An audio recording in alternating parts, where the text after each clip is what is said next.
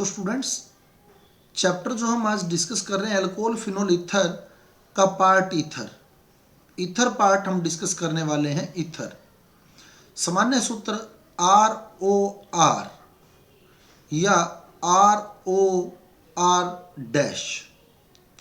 ROR का मतलब है कि दोनों एल्किल सेम है, जैसे CH3CO CH3 CH3O CH3, तो दोनों एल्किल सेम है, इधर भी CH3 है इधर भी CH3 है।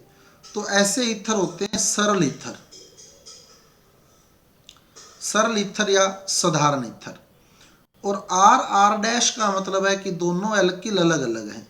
RR डैश यानी दोनों एल्किल अलग अलग हैं, जैसे CH3O CH2 CH3, तो इधर मैथिल है और इधर एथिल है।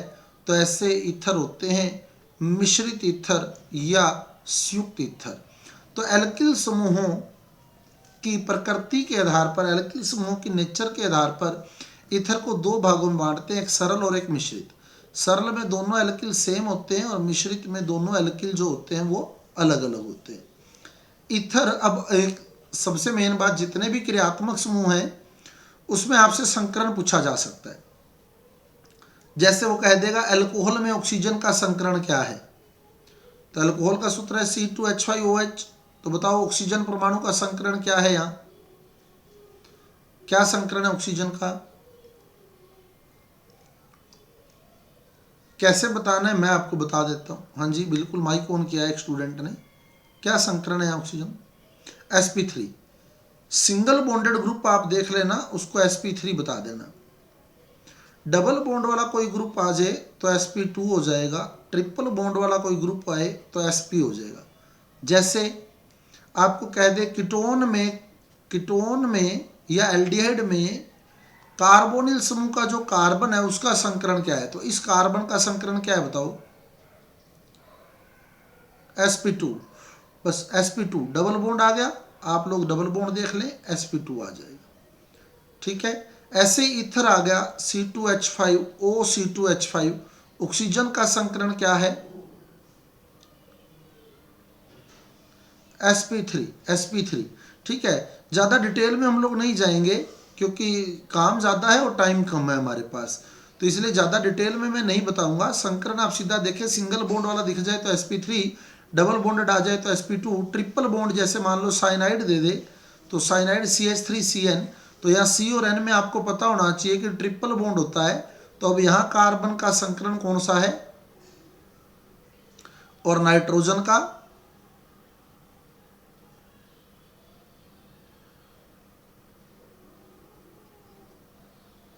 नाइट्रोजन का भी sp है, नाइट्रोजन ने भी तो ट्रिपल बॉन्ड ही बना रखा है, नाइट्रोजन ने भी तो ट्रिपल बॉन्ड ही बना रखा है। तो जिसका ट्रिपल बॉन्ड दिख जाए तो आपका sp संकरण आएगा। ठीक है ना, ट्रिपल बॉन्ड आ गया, नाइट्रोजन का संकरण पूछ लिया तो sp आएगा, ट्रिपल बॉन्डेड है। एमीन आ जाए, मान लो C2H5NH2 एमीन आ जाए, एमीन में नाइट्रोजन का संकरण पूछ ले तो क्या है? sp3। तो संकरण का एक वीडियो मैंने यूट्यूब पर अपलोड किया हुआ है, वो मैं आपको ग्रुप में भेज दूंगा, आप उसको देख लेना। ठीक है, आपको ये पूरा क्लियर हो जाएगा। बाकी आपने मोटी मोटी बात यही ध्यान रखनी है, सिंगल बॉन्डेड ग्रुप आ जाए तो sp3, डबल बॉन्डेड आ जाए तो sp2, ट्रिपल बॉन्डेड आ जाए तो sp। ये बात आप याद रख लेना, आपका क्वेश्चन क्लियर हो जाएगा सारा और 100% सही होगा आपके। अब आगे चलें हम लोग। तो ईथर अल्कोहल का एनहाइड्राइड है, आपको पहले भी बता चुका हूं मैं, क्योंकि अल्कोहल के दो अणुओं में से जब हम जल का एक अणु निकालते हैं तो HOH, तो ईथर की प्राप्ति होती है। अल्कोहल के दो अणुओं में से जल का एक अणु निकालते हैं तो ईथर की प्राप्ति होती है, इसलिए ईथर को अल्कोहल का एनहाइड्राइड भी कहते हैं। मतलब अल्कोहल में से जल निकालने पर ईथर बनता है, तो ईथर जो है वो अल्कोहल का एनहाइड्राइड है।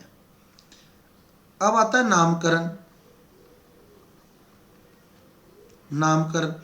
ईथर का जो नामकरण है उसकी दो पद्धतियां सेम जैसे अल्कोहल में की थी, एक तो सामान्य और एक IUPAC.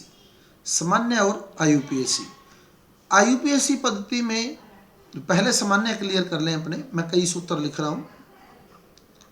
CH3O CH3 CH3O CH2 CH3 CH3 CH2O CH2 CH3 CH3 CH2 CH2O CH3 CH3 CH CH3O CH3 CH3 C CH3 CH3O CH2 CH3। तो इतने एग्जाम्पल से आपको क्लियर हो जाएगा, बाकी आप करके देख लेना। तो एरोमेटिक वाला भी लिख देते हैं हम लोग। एक तो C6H5O CH3 और एक C6H5O CH2 CH3, यानी एक तो वलय के साथ OCH3 जुड़ा है और एक वलय के साथ OC2H5 जुड़ा है। ये और देख लेते हैं हम लोग।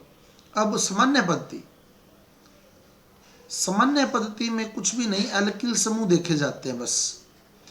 जैसे ये O ईथर हो गया, ये जो O है ये तो हो गया ईथर। CH3 को क्या बोलते हैं? मैथिल। ये इधर भी CH3 है, ये भी मैथिल, तो ये भी मैथिल, ये भी मैथिल और ये ईथर। तो कितने मैथिल आ गए?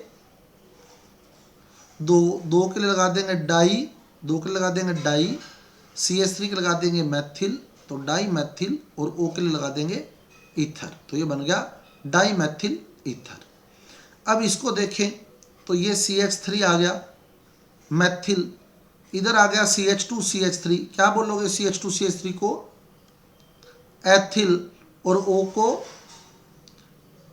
ईथर। तो ये मैथिल है, ये मैथिल, ये एथिल, ये ईथर। पहले कौन सा लिखोगे, मैथिल या एथिल? एथिल। अंग्रेजी वर्णमाला के अनुसार पहले एथिल लिखा जाएगा, इसलिए इसका सामान्य नाम बनेगा ethyl Maithil ether. Ethyl Maithil ether. अब O तो ईथर है, O का तो सीधा हिसाब रखना, ईथर है। अब ये को क्या है, एथिल है मैथिल है? एथिल है। दूसरी साइड भी एथिल, तो कितने एथिल आ गए इसमें? दो, तो die ethyl ether, die ethyl ether. उसके बाद चलें तो ये O ईथर हो गया। इधर देखें तो ये मैथिल है, इधर देखें तो ये 3 कार्बन आ गए। क्या बोलोगे 3 कार्बन को? प्रोपिल। और कौन सा प्रोपिल है? प्रोपिल में समूह बताना होता है। कौन सा प्रोपिल है ये? N propyl. बिल्कुल, प्रोपिल जब आ गया तो आपको ग्रुप बताना पड़ेगा। ये एन प्रोपिल है। तो पहले मैथिल लिखोगे या एन प्रोपिल लिखोगे? क्या लिखेंगे पहले दोनों में से, मैथिल या एन प्रोपिल? मैथिल, क्योंकि मैथिल M से और प्रोपिल P से। एन तो समूह का नाम है, एन नहीं देखा जाता, प्रोपिल ही देखा जाता है। तो पहले मैथिल लिखा जाएगा, मैथिल एन प्रोपिल ईथर। यहां तो आप एन देख लेते तो भी मैथिल ही पहले आता, लेकिन अगले केस में गड़बड़ हो जाती। देखो आप यहां देखो नीचे वाले में, ये मैथिल और ये कितने कार्बन आ गए? 3, तो ये प्रोपिल। अब कौन सा प्रोपिल है ये? आइसोप्रोपिल। अब पहले आइसोप्रोपिल लिखोगे या मैथिल लिखोगे? मैथिल लिखेंगे। मैंने ऊपर कहा है ना आपको, आइसो तो ग्रुप है, ठीक है, प्रोपिल ही देखना है, पी देखना है। कार्बन 3 है तो प्रोपिल। आइसो तो ग्रुप का नाम है, ग्रुप का नाम कभी भी देख के निर्धारण नहीं किया जाता। मैथिल, प्रोपिल, एथिल ये निर्धारित करते हैं अंग्रेजी वर्णमाला के अनुसार। तो मैथिल पहले आएगा, मैथिल आइसोप्रोपिल ईथर।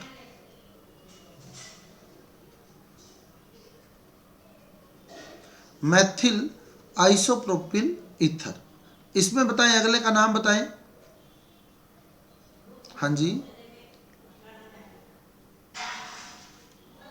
हाँ जी,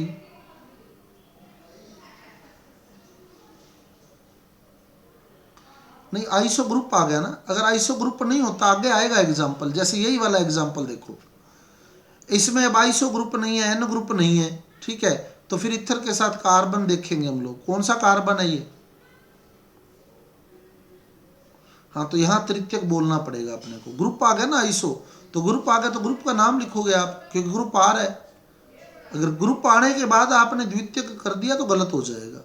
ग्रुप आ रहा है तो ग्रुप का नाम लिखना है। अगर ग्रुप नहीं होता फिर द्वितीयक तृतीयक बताना होता है।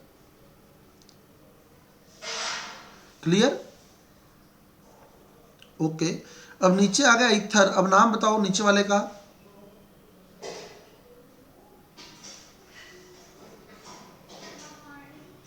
तृतीयक,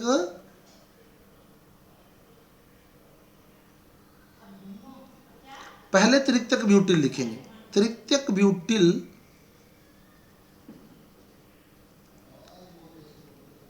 एथिल ईथर, क्योंकि ब्यूटिल बी से शुरू होता है और एथिल ई से शुरू होता है। एथिल ई से शुरू होता है, ब्यूटिल बी से शुरू होता है, तो तृतीयक ब्यूटिल एथिल ईथर लिखा जाएगा इसको। तृतीयक ब्यूटिल एथिल ईथर। अगला बताओ, C6H5 को फेनिल बोलते हैं। फेनिल, फेनिल जब प्रतिस्थापी के रूप में लिखते हैं, इसको पहले लिखते हैं तो फेनिल लिखा जाता है, लास्ट में लिखेंगे तो बेंजीन लिखेंगे। अब बताओ इसका नाम। Methyl phenyl ether, methyl phenyl ether. और उससे नीचे वाले का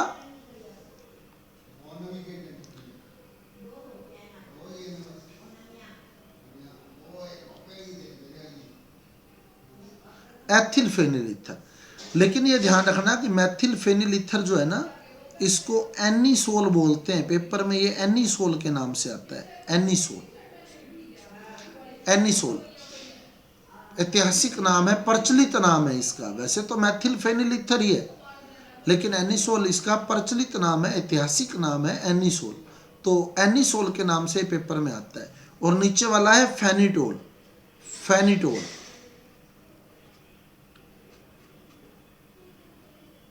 फेनिटोल। ऊपर वाला एनीसोल है, नीचे वाला फेनिटोल है। एनीसोल, मैथिल लगा हुआ है तो एनीसोल। अब ध्यान रखना, जहाँ एथिल लगा होगा ना वहाँ एनीसोल नहीं आएगा, ए से ए नहीं आएगा। एथिल ए से होता है ना, तो ए के साथ ए नहीं आएगा, तो मैथिल वाले में एनीसोल आएगा। ये तो याद रह जाता है अपने को, एक एनीसोल है एक फेनिटोल है, लेकिन ये नहीं याद रहता एनीसोल कौन सा है फेनिटोल कौन सा है। तो एनीसोल मैथिल वाला है। अब आईयूपीएसी नाम देखें, तो आईयूपीएसी नाम में क्रियात्मक समूह कौन सा बताओ इसमें। एक्चुअल में हमारी जो आईयूपीएसी पद्धति है वो ईथर को क्रियात्मक समूह नहीं मानती है।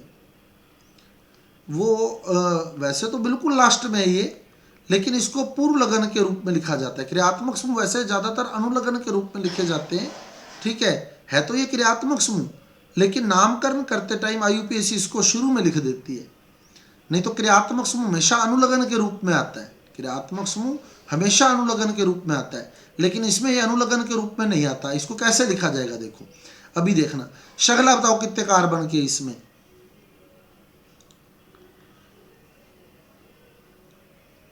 कंटिन्यू है कि दोनों कार्बन, एक कार्बन के बीच में टूट गया, वो ऑक्सीजन आ गया, तो श्रृंखला कैसे बन गई। वो तो टूट गया, बीच में ऑक्सीजन आ गया, तो श्रृंखला एक कार्बन की, ठीक है। अब इसको पूर्व लगन के रूप में लिखा जाता है आईयूपीएसी में। अब पूर्व लगन कैसे लिखेंगे देखो, ये कितने कार्बन है, एक, तो एक के लिए लगाएंगे क्या लगाओगे एक के लिए, मैथ, एथ, प्रोप, ब्यूट, क्या लगता है मैथ, ये लग गया मैथ। और फिर इसके साथ जुड़ा है ओ, तो ओ का लग गया ऑक्सी, ओ का ऑक्सी, तो ये बन गया मैथोक्सी। तो ये एक कार्बन है तो मैथ हो गया, ये ओ है तो ऑक्सी हो गया। और मैथ के साथ ऑक्सी लगाया तो बन गया मैथोक्सी। अब ये एक कार्बन है तो मैथ और श्रृंखला के साथ हमेशा एन, इन और आइन की आवाज आती है, और क्योंकि मैथ के साथ हमेशा एन लगता है तो यहाँ हम एन लगा देंगे, तो ये बन जाएगा मैथोक्सी मैथेन, मैथोक्सी मैथेन। ऐसे नीचे वाला देखो, अब नीचे वाले में बताओ श्रृंखला कितने कार्बन की छांटोगे? 2 कार्बन की, ये 2 कार्बन वाली श्रृंखला छंट गई, ठीक है। अब ये कितने कार्बन रह गए इस साइड? तो 1 कार्बन के लिए क्या लिखेंगे? मैथ, 1 कार्बन के लिए मैथ, ओ का ऑक्सी मैथोक्सी। अब कार्बन श्रृंखला लिखोगे 2 की है तो एथ, और दोनों कार्बन में बॉन्ड सिंगल है तो एन, तो ये बन जाएगा मैथोक्सी एथेन, मैथोक्सी एथेन। अब उससे नीचे वाले में आओ, श्रृंखला कितने कार्बन की? 2 कार्बन। जो ज्यादा कार्बन है वो श्रृंखला छांट लोगे। अब इधर कितने कार्बन बाहर रह गए? 2 के लिए क्या लिखोगे? एथ, 2 के लिए एथ, फिर आ गया ओ, तो क्या लिखेंगे? ओ का ऑक्सी, तो ये बन जाएगा एथोक्सी, और 2 कार्बन के लिए एथ, और दोनों में बॉन्ड सिंगल है तो एन, तो ये बन जाएगा एथोक्सी एथेन, एथोक्सी एथेन। अब अगले पे देखो, अब बताओ श्रृंखला कितने कार्बन की? अगले में 3 कार्बन की श्रृंखला हो गई।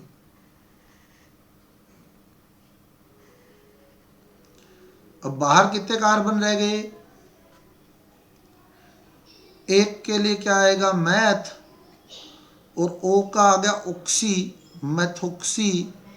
श्रृंखला 3 कार्बन की है तो प्रोप, और तीनों में बॉन्ड सिंगल है तो एन, मैथोक्सी प्रोपेन। और मैथोक्सी जो है वो 1 नंबर कार्बन से लगा है, इसलिए 1 मैथोक्सी प्रोपेन। मैथोक्सी जो है वो 1 नंबर कार्बन से जुड़ा है तो 1 मैथोक्सी प्रोपेन बोला जाएगा। अगले में देखें तो श्रृंखला कितने कार्बन की? 3 कार्बन की श्रृंखला छंटेगी, बिल्कुल श्रृंखला 3 कार्बन की। बाहर कितने कार्बन रह गए? 1 रह गया तो 1 का मैथ, ओ का ऑक्सी मैथोक्सी। श्रृंखला 3 की तो प्रोप, तीनों में बॉन्ड सिंगल तो एन, तो कितने नंबर पे लगा ये मैथोक्सी इस बार? 2 नंबर पे, तो 2 मैथोक्सी प्रोपेन, 2 मैथोक्सी प्रोपेन। हाँ जी बोलो। आईसो बेटा सामान्य पद्धति का काम है, आईयूपीएससी में आईसो नहीं लाओगे। आईसो, हाँ बताओ, वहाँ 1 मैथोक्सी लिखा है, कहाँ पे? एथोक्सी कैसे बन जाएगा बताओ? कौन से में? इसमें,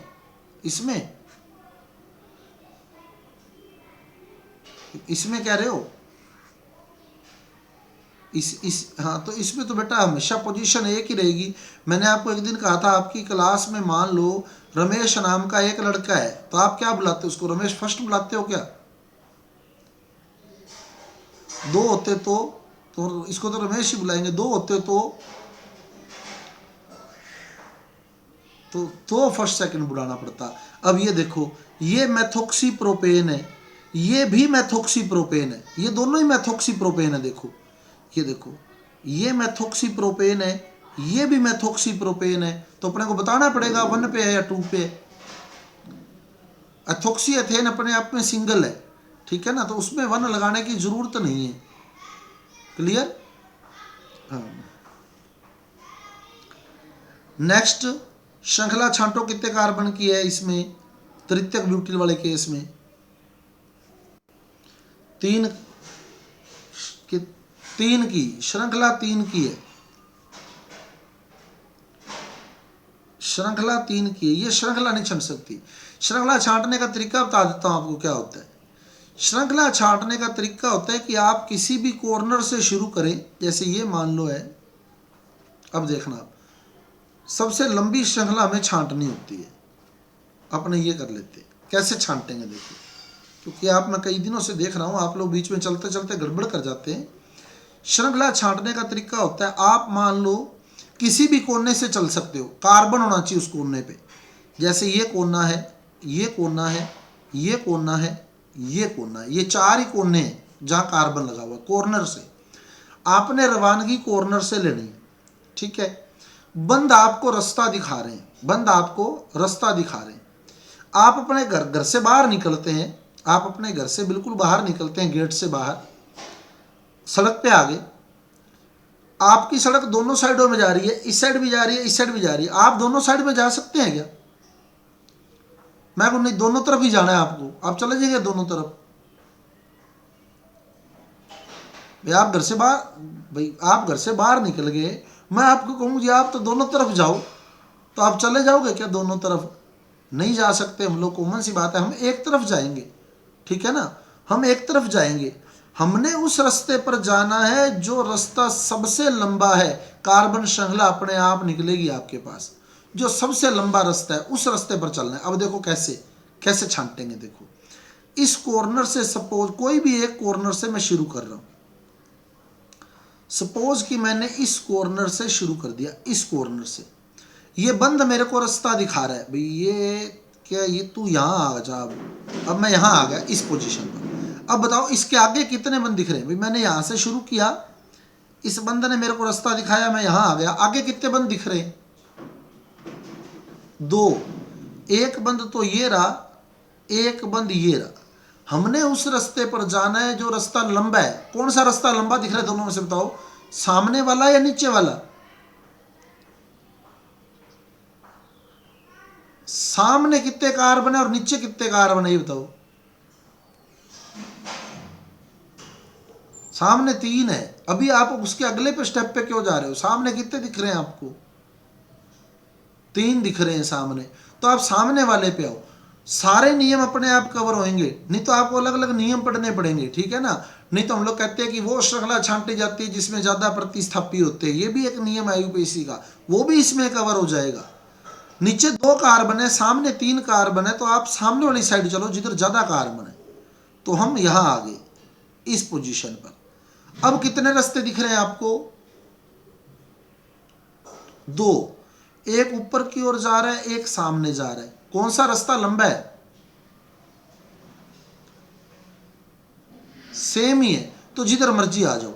आप यहां आ गए, तो ये श्रृंखला बन गई जो आपके ब्लू कार्बन वाली है। कितने कार्बन की श्रृंखला बनी?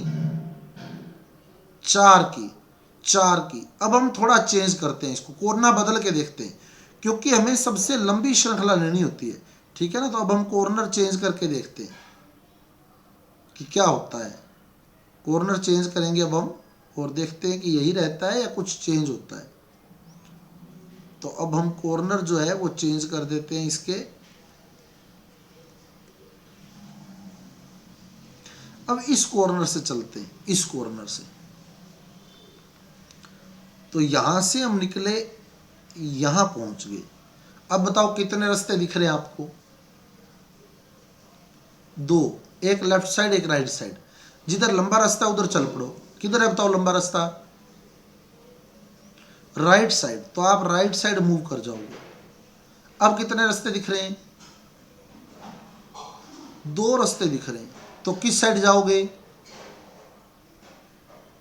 नीचे वाली साइड, यहां चल पड़े, ठीक है।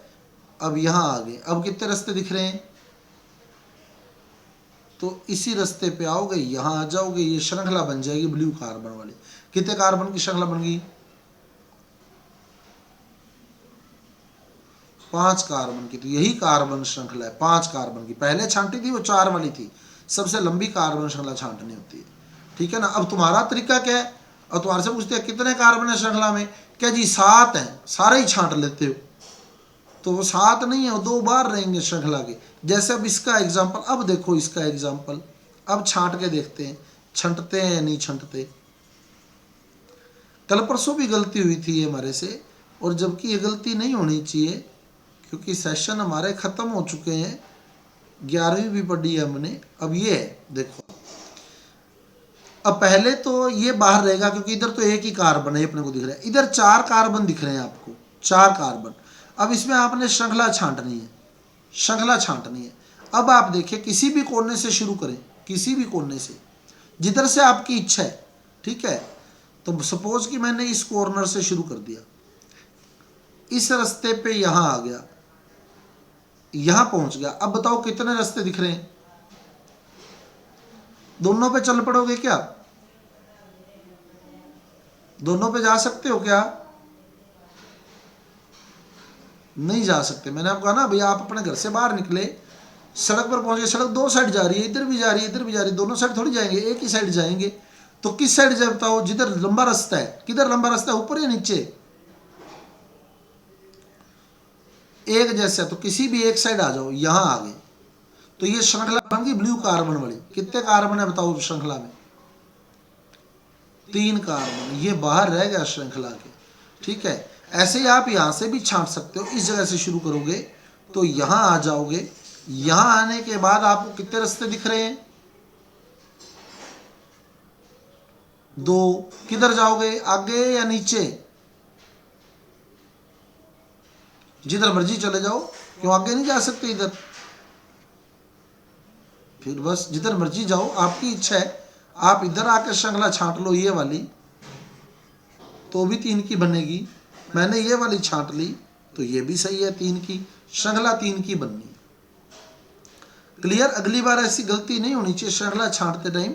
आईयूपीएसी भी श्रृंखला छांटी जाती है, सामान्य में तो सीधा लिखा जाता है। तो 3 की श्रृंखला है, ठीक है। अब सबसे पहले इसको लिखना है, इसको इधर वाले को, ऑक्सी वाले को पहले लिखना है। इधर वाला हिस्सा पहले लिख देना है, फिर इधर वाला हिस्सा लिखना है, ठीक है। एल्केन को लास्ट वाले हिस्से में लिखना है, तो इधर वाला हिस्सा लास्ट में लिखना है, इधर वाला हिस्सा पहले लिखना है। अब बताओ कितने कार्बन है ये? 2 के लिए क्या लिखो? 2 के लिए क्या लिखोगे? एथ, और ओ का ऑक्सी, एथोक्सी। ये बन गया एथोक्सी, ठीक है। अब यहां बताओ श्रृंखला कितने कार्बन की? 3 कार्बन की। और जो बाहर रह गया वो प्रतिस्थापी है, ये बाहर रह गया। क्या बोलते हो इसको? मैथिल। कितने नंबर पे है ये? कितने नंबर से जुड़ा है? 2 नंबर, 2 नंबर से। और एथोक्सी भी कितने नंबर से जुड़ा है? 2 नंबर से। तो 2 नंबर से एथोक्सी जुड़ा है और 2 नंबर से ही मैथिल जुड़ा है। 2 एथोक्सी 2 मैथिल। श्रृंखला 3 कार्बन की, प्रोप और बंद सिंगल, तो एन। तो 2 एथोक्सी 2 मैथिल प्रोपेन, ये नाम हो गया इसका। समझ आ रहा है? करके देखने हैं, ठीक है ना। बुक में एग्जाम्पल दिए हुए हैं, करके देखने हैं। और आप लोग देख चुके हैं, यूपीएससी नाम आपसे पूछे जाते हैं पेपर में। कल मैंने आपको प्रीवियस ईयर से एग्जाम दिखाए हैं, तो वहाँ आप लोग देख सकते हैं 2012 से 2020 तक में बहुत बार आईयूपीएससी नाम पूछे गए हैं। अब इसको देखें। अब ये बेंजीन बोला जाएगा लास्ट में, बेंजीन। तो ये 1 कार्बन है मैथ, और ये ओ का क्या लिखोगे? ऑक्सी। तो ये बन जाएगा मैथोक्सी बेंजीन, मैथोक्सी बेंजीन। और नीचे वाला एथोक्सी बेंजीन, बिल्कुल एथोक्सी बेंजीन। अब ये नामकरण आपने करके देखना है बुक से। अब हम बनाने की विधियां डिस्कस कर रहे हैं। अभी मैं आज थ्योरी डिस्कस नहीं करवाऊंगा, आपने थ्योरी भी इसमें पढ़ी होगी, मैं थ्योरी डिस्कस नहीं करवा रहा एक बार आपको, ठीक है। तो थ्योरी हम लोग पढ़ेंगे, लेकिन थ्योरी में आपको यहाँ बिल्कुल आपके सामने इमेज पड़ी होगी थ्योरी की, मैं आपको एक एक वर्ड क्लियर कर दूंगा। समझा तो मैं अभी भी दूंगा कि SO2 बनती है, NaOH द्वारा अवशोषित कर ली जाती है, जल और H2SO4 बनता है, CaCl2 मिलाया जाता है, ठीक है, जल को अवशोषित कर लेता है, अल्कोहल को अवशोषित कर लेता है। तो वो एक वर्बली मैं बोल दूंगा, लेकिन जब आप पढ़ोगे तो हो सकता है आपको कोई कॉन्सेप्ट वहाँ क्लियर ना हो पाए, इसलिए थ्योरी में आपको रीड करवाऊंगा बकायदा। अभी मैं आपको समीकरण समझा रहा हूँ। पेपर में ज़्यादातर हमारे से समीकरण पूछने की ही प्रायोरिटी रहती है। तो ईथर बनाने की विधियाँ, ईथर बनाने की विधियाँ। आज विधियाँ हम कंप्लीट कर देंगे ईथर बनाने की, और कल हम इसके रासायनिक गुणों को, रासायनिक अभिक्रियाओं को पूरा कर देंगे। ईथर हमारा कंप्लीट हो जाएगा। तो पहली विधि तो वही आती है अल्कोहल के निर्जलीकरण से, अल्कोहल के निर्जलीकरण से, जिसमें हमने पढ़ा भी था उत्प्रेरक लिया जाता है सांद्र H2SO4 और ईथर बनाते हैं तो टेम्परेचर कितना रखते हैं? ईथर बनाते हैं तो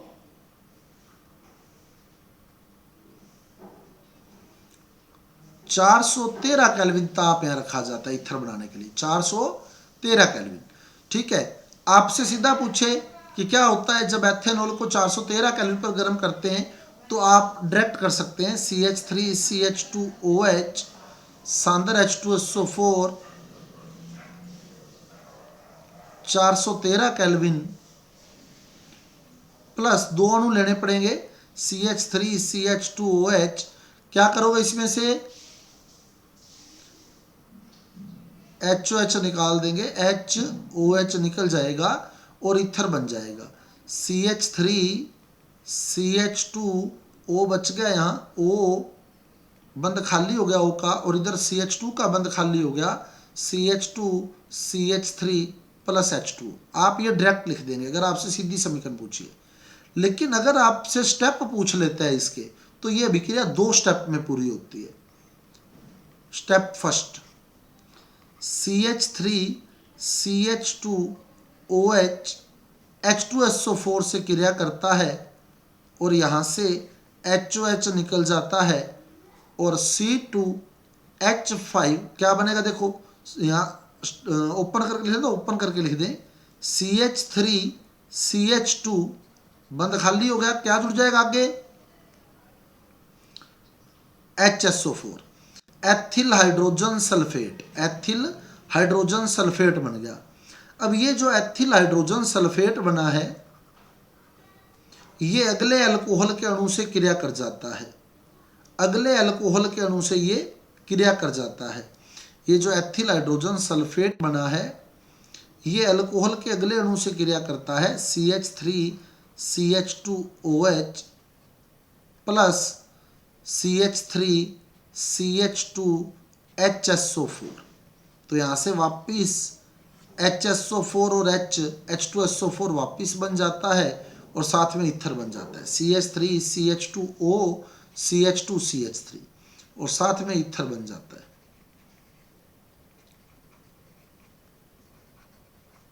ये बन गया ईथर, और साथ में क्या बन गया?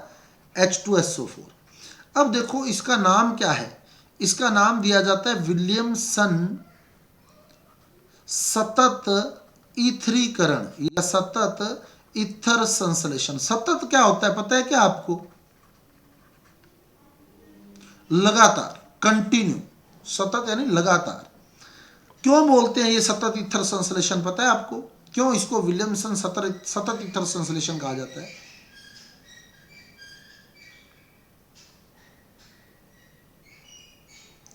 कहां बने 2 ईथर?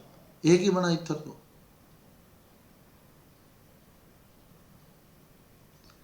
किसी और को बताओ क्यों बोलते हैं, सतत शब्द क्यों लगा दिया इसमें? देखो जब रीजन पता होगा ना, मैं आपको शुरू से कह रहा हूं, जब आपको कारण पता होंगे ना तो क्रैमिंग अपने आप खत्म हो जाएगी। हमारी समस्या क्या है? हमारे को रीजन नहीं पता है। हमने पढ़ा तो है, नो डाउट कि हमने पढ़ा है, ठीक है। अब कारण देखो उसका क्या, क्यों बोलते हैं सतत ईथर संश्लेषण। इसका आप डायग्राम देखेंगे ना, आप इसका बुक में डायग्राम देखना, इस तरह से एक गोल पैंदे वाला फ्लास्क लिया हुआ, ठीक है। इसमें एल्कोहल और H2SO4 डाला होगा 2:1 में। यहां लिखा होगा एथेनॉल प्लस H2SO4, ये लिखा होगा 2 भाग और ये लिखा होगा 1 भाग। आप देखो एथेनॉल तो आपने 2 ले लिए, देख लें आप, एक एथेनॉल ये लिया, ठीक है, और एक एथेनॉल ये लिया, 2 एथेनॉल हो गए।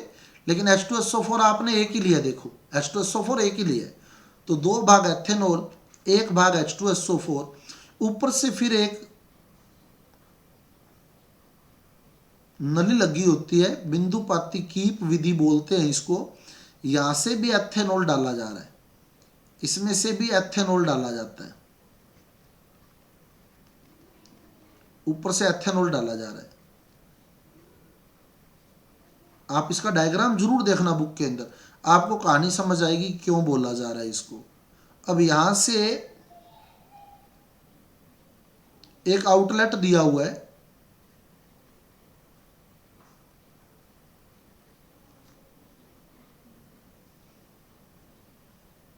बाकी का हिस्सा मैं अभी नहीं डिस्कस कर रहा हूं, आगे वो संघनित्र वगैरह लगे होते हैं। अब इसको गर्म करना शुरू कर देते हैं। टेम्परेचर रखते हैं 413 केल्विन, जैसा कि हम पीछे पढ़ के आए हैं, टेम्परेचर 413 केल्विन रखते हैं। ठीक है, अब आप देखें तो एथेनॉल के दो अणु, एथेनॉल के दो अणु, ये रे दो अणु ईथर बना रहे हैं। ये ईथर लगातार बनता रहना चाहिए। क्यों बनता रहना चाहिए? देखो आप, अगर आप इसके दोनों पद देखें तो पहले पद में एथेनॉल ने और H2SO4 ने क्रिया करी, C2H5HSO4 या CH3CH2HSO4 बना, और दूसरे पद में ये CH3CH2HSO4 और एथेनॉल क्रिया करके वापिस H2SO4 बना देते हैं।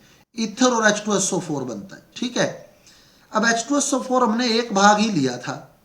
ईथर तो जो ये ईथर बना, ये तो यहां से बाहर निकल जाता है, इस तरफ आ जाता है। ईथर तो इस तरफ आ गया, लेकिन ये जो H2SO4 है ये इसी पात्र में रहता है। अतः ये H2SO4 हमें बार बार नहीं मिलाना पड़ेगा। ये जो H2SO4 बना है ना, ये यहां इस पात्र में ही रहेगा। और अल्कोहल हम ऊपर से डाल ही रहे हैं, अल्कोहल ऊपर से डाल रहे हैं, H2SO4 पात्र में यहां से बन ही गया है, तो अतः ईथर लगातार बनता रहेगा कंटिन्यू।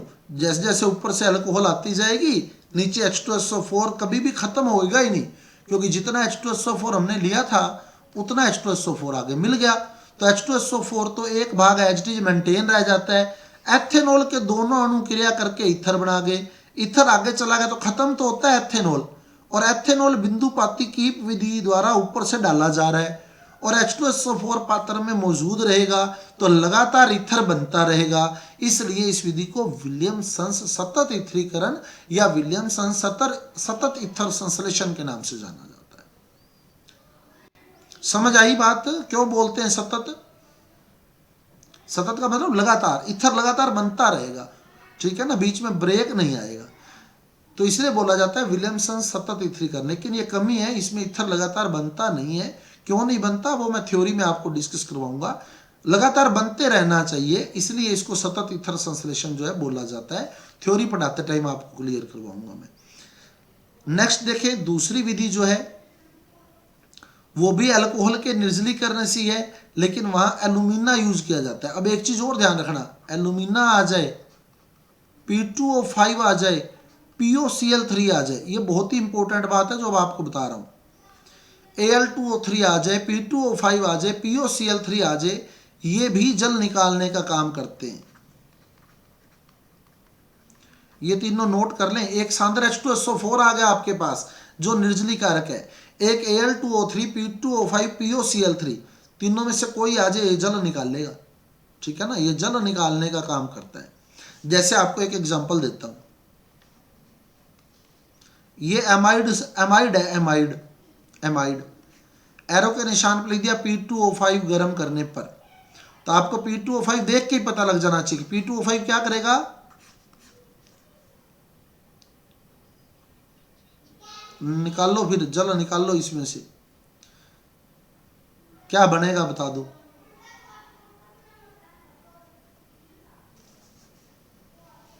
इतनी देर नहीं लगनी चाहिए,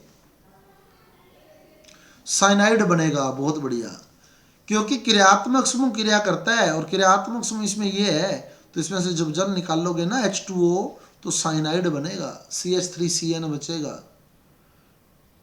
तो ये नोट कर लेना आप लोग अलग से, Al2O3, P2O5 और POCl3 आ जाए तो जल निकालना है। ठीक है, अब एथेनॉल, यहां भी टेम्परेचर का रोल रहता है। जैसे ऊपर रोल था टेम्परेचर का, सांद्र H2SO4 के साथ 413 केल्विन ताप लिया तो ईथर बना, और 443 केल्विन ले लेते तो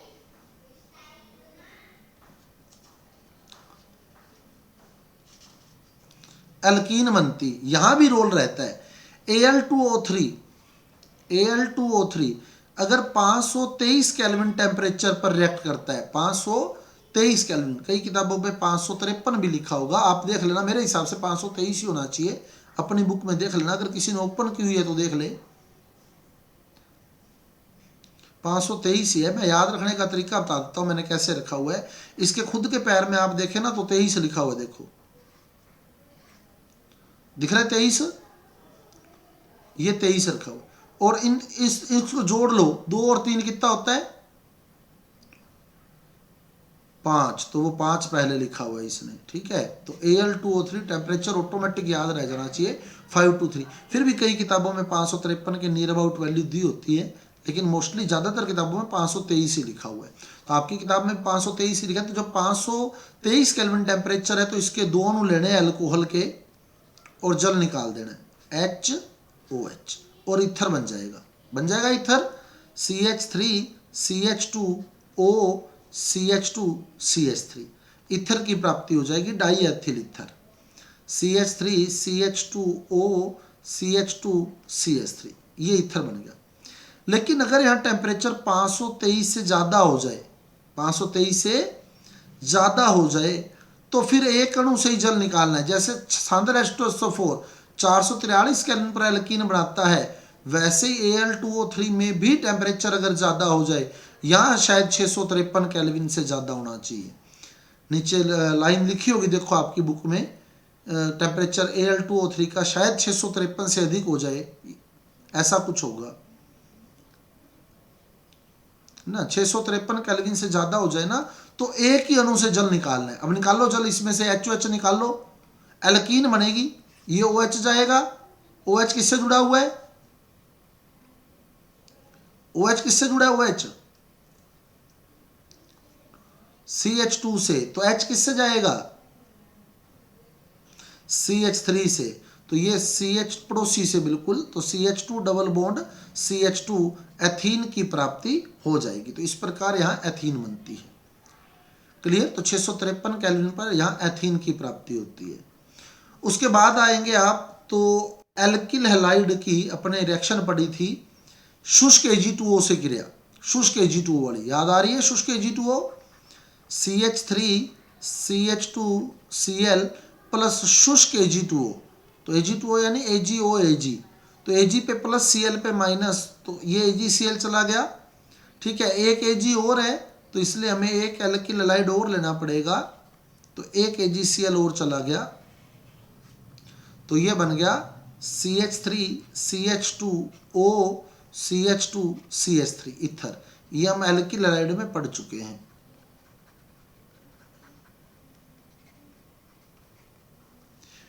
और एक आती है विलियमसन्स ईथर संश्लेषण। अब ये बहुत ही इंपॉर्टेंट बातें देखो, दो ऊपर तो थी विलियमसन्स सतत ईथर संश्लेषण, और एक आता है विलियमसन्स ईथर संश्लेषण। तो यहां गलती होने की प्रोबेबिलिटी बहुत रहती है। एक तो वो पूछ लेता है विलियमसन्स ईथर संश्लेषण, और एक पूछ लेता है विलियमसन्स सतत ईथर संश्लेषण, तो दोनों में फर्क है। सतत वाले का कारण बता दिया अब आपको वहां कि सतत क्यों बोला गया, तो वहां मिक्स नहीं होना चाहिए। अब कई बार क्या होता है, समझाए दोनों होते हैं, पर स्टूडेंट बाहर आगे यही कहता है कि सर मेरे मिक्स हो गया। मिक्स क्यों हो गया, जब आपको रीजन बताया जा रहा है कि उसको सतत क्यों बोला है, तो फिर मिक्स नहीं होना चाहिए, ठीक है। तो विलियमसन्स वो सतत ईथर संश्लेषण था सांद्र H2SO4 वाला। ईथर संश्लेषण क्या है, जब एल्किल हैलाइड की क्रिया, एल्किल हैलाइड की क्रिया sodium elk oxide, sodium elk oxide से करवाई जाती है। जब एल्किल हैलाइड की क्रिया सोडियम एल्क ऑक्साइड से करवाई जाती है, तो ईथर का निर्माण होता है। क्या निकलेगा यहां से देखो,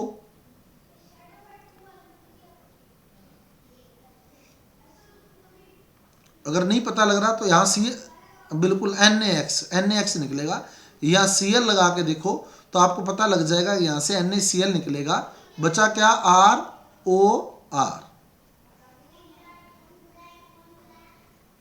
ROR, ये बन गया प्लस NaX।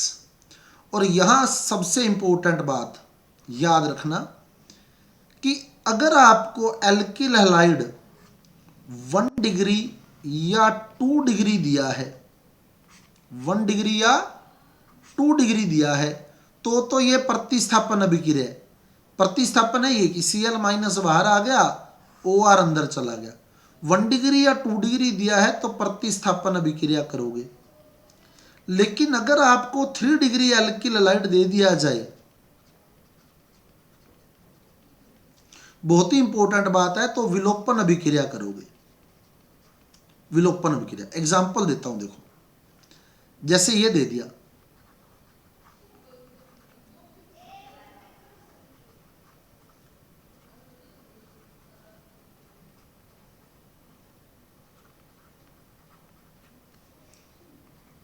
ये कंपटीशन में पूछी जाती है बहुत बार।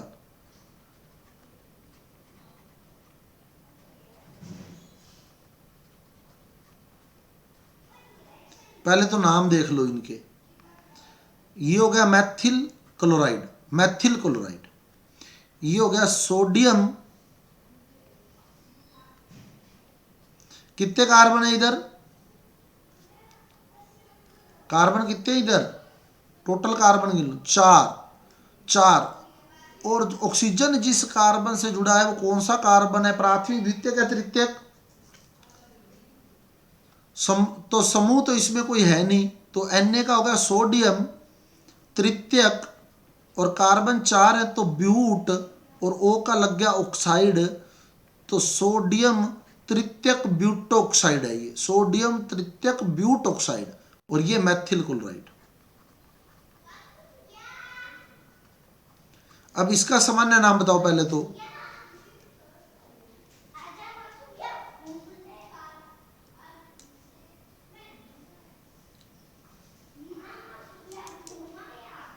तृतीयक ब्यूटिल क्लोराइड, तृतीयक ब्यूटिल क्लोराइड। और इसका नाम बताओ।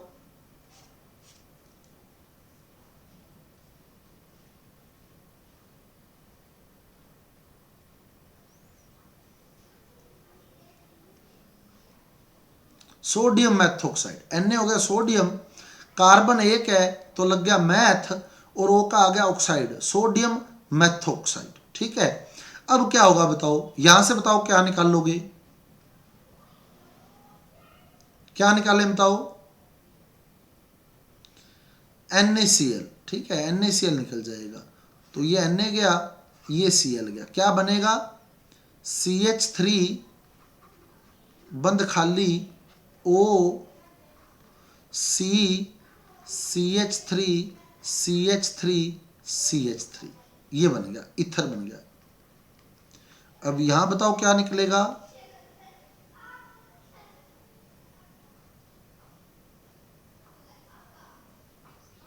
NaCl निकलेगा, क्या बनेगा?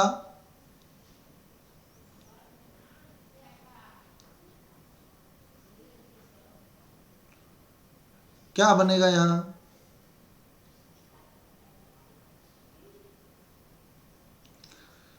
क्या बना बताओ? बोलो, मैं वही लिख देता हूं, जो तुम बोलोगे वही लिख दूंगा। यहां से लिखना स्टार्ट कर दें तो क्या लिखूं बताओ?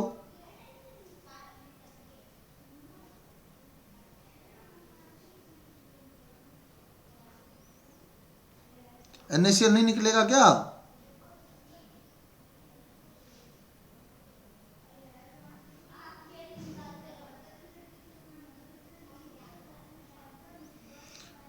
यहाँ ये विलोपन अभिक्रिया होगी, यही तो आपको ऊपर बताया, ये गलत निकाल दिया आपने। ये स्टूडेंट 99% स्टूडेंट ये क्वेश्चन गलत करके आते हैं। आप नहीं हो इस कैटेगरी में, बाकी भी इसी कैटेगरी में होंगे। ये देखो, ये आपको एल्किल हैलाइड दिया, मैथिल को जनरली हम 1 डिग्री ही मानते हैं, तो ये प्रतिस्थापन अभिक्रिया करेगा। ठीक है, ये प्रतिस्थापन करेगा। ये कौन सा एल्किल हैलाइड बताओ? 1 डिग्री, 2 डिग्री या 3 डिग्री? ये कौन सा एल्किल हैलाइड है? 3 डिग्री। तो 3 डिग्री है ना, तो विलोपन अभिक्रिया करेगा। ये बात आप अपने माइंड में फिक्स कर लें, 3 डिग्री विलोपन अभिक्रिया करेगा। क्यों करेगा देखो आप, CH3C CH3 CH3 Cl, तो हमने पढ़ा था कि ये प्लस आई प्रभाव इनका बहुत ज़्यादा होता है, तो इसलिए ये Cl माइनस निकल जाता है यहाँ से, इस पर इलेक्ट्रॉन घनत्व बढ़ जाता है और ये Cl माइनस को बाहर निकाल देता है। यानी ये खुद का वियोजन कर सकता है, ये खुद का वियोजन कर सकता है, लेकिन इसमें प्लस आई प्रभाव इतना नहीं होता कि ये Cl को बाहर कर दे।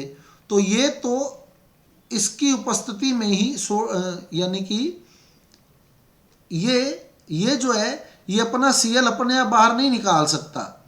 क्यों नहीं निकाल सकता? क्योंकि इसके पास तो मैथिल है और मैथिल का प्लस आई इतना नहीं है कि वो Cl को बाहर कर दे। तो ये वाला Cl इसकी उपस्थिति में ही बाहर निकलेगा। तो जब इसकी उपस्थिति में बाहर निकलेगा तो इसका Na इसके Cl से क्रिया करेगा, प्रतिस्थापन अभिक्रिया हो जाएगी। ठीक है, लेकिन इसमें एल्किल समूह 3-3 एल्किल समूह लगे हैं और इन एल्किल समूहों का 3-3 मैथिल समूह लगे हैं। इस मैथिल का भी प्लस आई प्रभाव है, इस मैथिल का भी प्लस आई प्रभाव है, इस मैथिल का भी प्लस आई प्रभाव है, जिसके कारण इस कार्बन पर इलेक्ट्रॉन घनत्व बढ़ जाता है और वो बढ़े हुए इलेक्ट्रॉन घनत्व को कम करने के लिए इस Cl को इलेक्ट्रॉन देकर बाहर कर देता है। यानी इसको अपना Cl निकालने के लिए इसकी जरूरत नहीं है। ठीक है ना, तो ये खुद पहले ही तोड़ देता है अपने आप को। तो ये विलोपन अभिक्रिया में पार्टिसिपेट करता है। अब विलोपन करवाओ, इसका विलोपन करवाओ। अब देखो विलोपन करा रहे हैं अपने, क्या होगा विलोपन कराएंगे तो ये Cl चला गया, इसका किससे जुड़ा हुआ है Cl? C से। तो अब C के पड़ोसी से कुछ ना कुछ निकालोगे। C के कितने पड़ोसी हैं? 3। तीनों सेम है, अलग अलग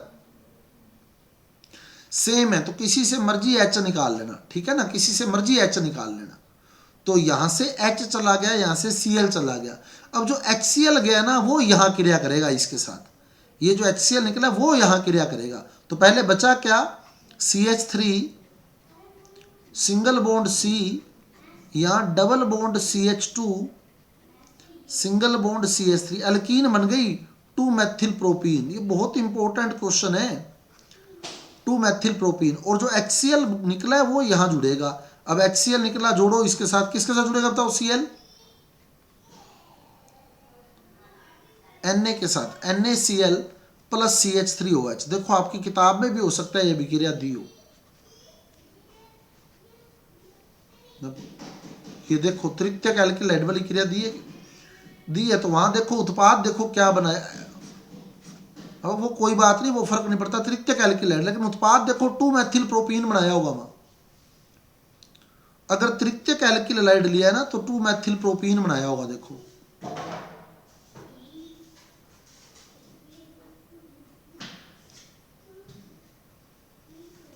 चेक करो, जहां तृतीयक एल्किल हैलाइड लिया है वहां क्या बनाया उसने? इथर बनाया क्या वहां?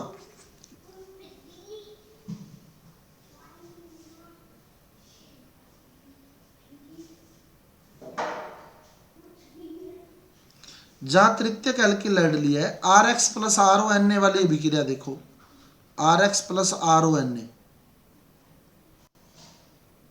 जहां तृतीयक एल्किल हैलाइड ले रखा है उसने, तृतीयक ब्यूटिल क्लोराइड लिया है, वहां क्या बनाया उसने?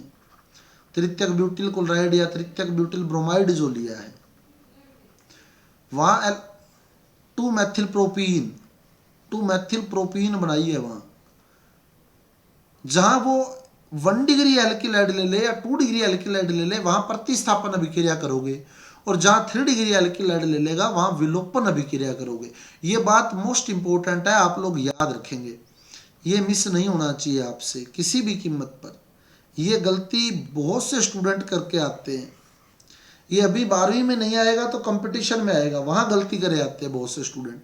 तो आप ध्यान रखें, 1 डिग्री या 2 डिग्री विलियमसन ईथर संश्लेषण में प्रतिस्थापन अभिक्रिया में जाता है और 3 डिग्री विलोपन अभिक्रिया में जाता है। इतनी बात याद रख लेंगे तो रिएक्शन आपकी कंप्लीट हो जाएगी। और कोई विधि है तो देख लो बनाने की, मेरे हिसाब से इतनी विधियां होनी चाहिए।